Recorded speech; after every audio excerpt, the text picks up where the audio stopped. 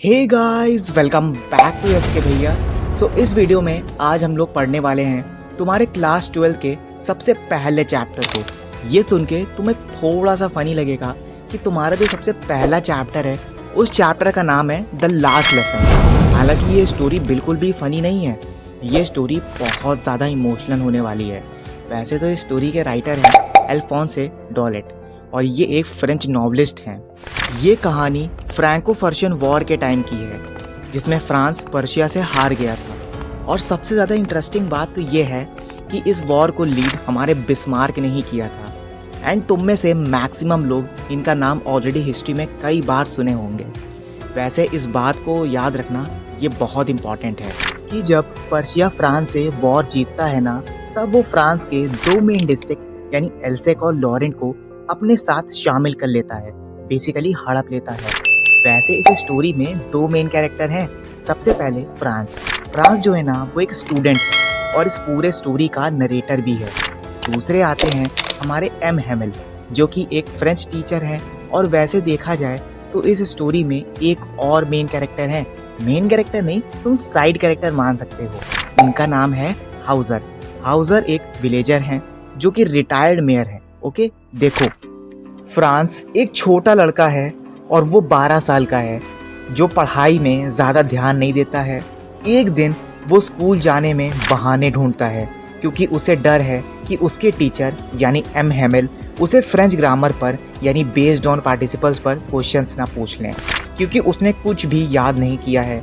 और वो सोचता है कि स्कूल छोड़कर बाहर घूमना ज़्यादा अच्छा होगा।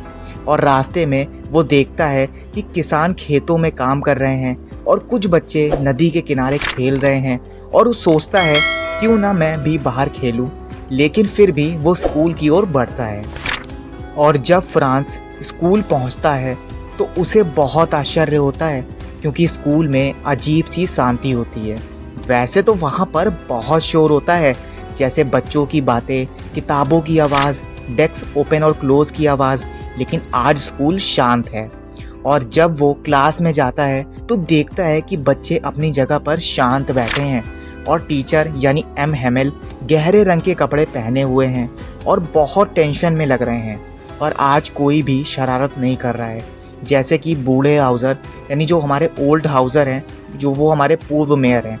और गांव के अन्य लोग टेंशन में भी हैं क्योंकि जब क्लास शुरू होती है तो एम हेमेल बताते हैं कि ये उनका आज आखिरी दिन है और आज की क्लास उनकी आखिरी फ्रेंच क्लास होगी। और फ्रांस शॉक्ड रह जाता है यानी चौंक जाता है कि एम हेमेल बताते हैं कि जर्मनी गवर्नमेंट ने आदेश दिया है कि अब से फ्रेंच लैंग्वेज नहीं पढ़ाई जाएगी क्योंकि उसकी जगह पर जर्मन लैंग्वेज सिखाई जाएगी।